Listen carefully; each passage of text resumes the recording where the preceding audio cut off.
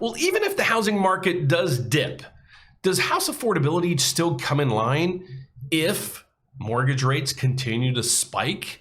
Well, that's what we're going to talk about today. We can monitor the housing market and the trends and what prices are doing, but the biggest unknown here is where mortgage rates are going to be. Even if a house price goes down 50 grand, if rates go up 1.4%, you probably still can't afford that house. So let me give you my prediction or my forecast on where rates are going to be by the end of the year going into 2023. So the Federal Reserve gave us a bunch of information that a lot of people aren't figuring this out. Okay, so let's go over to where the Fed is today and where they expect to push rates to by the end of the year. And then we're going to backload some of this data to figure out what adjustments they're going to make. But then at the end of the video, I have one big surprise for you. It's one piece of the economic puzzle, one piece of the inflation number that's down 40% from the last reading. So does that mean the Federal Reserve could start cooling off or taking their foot off the pedal after the next meeting? That's what I'm expecting. So let's get over to the details. This chart that you're seeing right here this is what the Federal Reserve controls. They control the federal funds rate, okay? What they want to do is they want to push that federal funds rate by the end of the year to 3.75. Well, currently that rate now is 2.5%.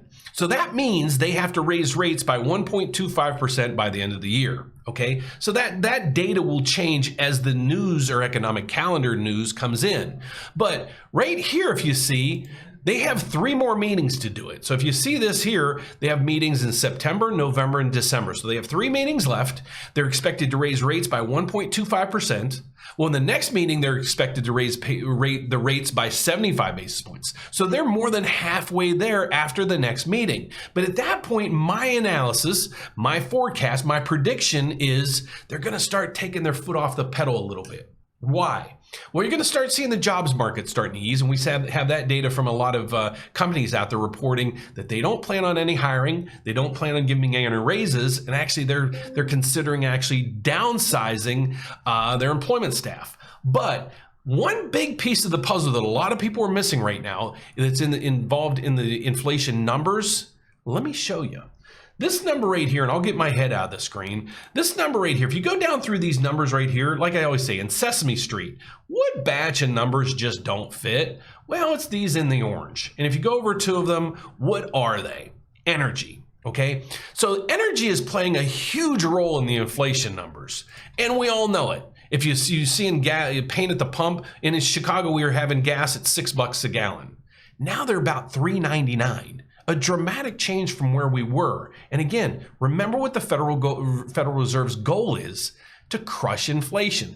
So as soon as they have inflation in check, they can actually take their foot off the pedal. And that's what I'm expecting them to do. So let's get over to the real numbers right now, because these numbers are even coming down even more based on just oil alone. So here's the oil chart, and I'll get my head out of the way once again, and I'm going to show you where we are there.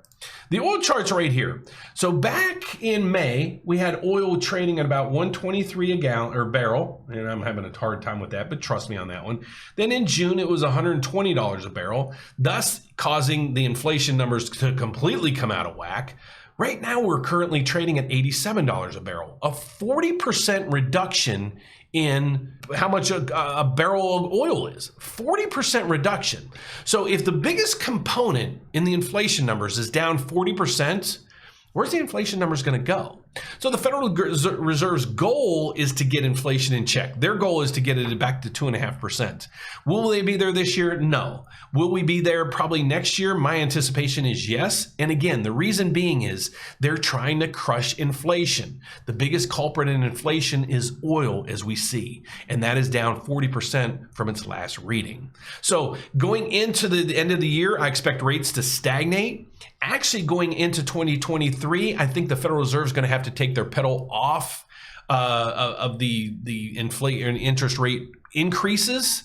Thus, it's going to put us in a nice little sweet spot in Q4 and Q1 of 2023 if you're looking to buy at that time, or that may be able to give you a spot to refinance if you recently bought in the last 6 to 8 months when rates were at 5.5%, 6%. So my projection is by the end of the year, we're going to be flatlined basically from here on out through Q4 of 2022, and then Q4 and Q1 of 2023. I'm actually predicting mortgage encourage rates to stagnate here and maybe drop just a little bit from where we are right now. And the reasons being is, I just explained it to you. So if you like my content, you like what I do on a daily basis, all I ask you to do is give us a thumbs up, subscribe down below, hit the bell every time we post a video. The reason why I did this today is there was no economic news, so I figured I'd at least prep you guys on what the Federal Reserve's expectations are. So my name is Dan Frio. I do this every day. If you'd like to find out more about me and my team, please visit us at therateupdate.com.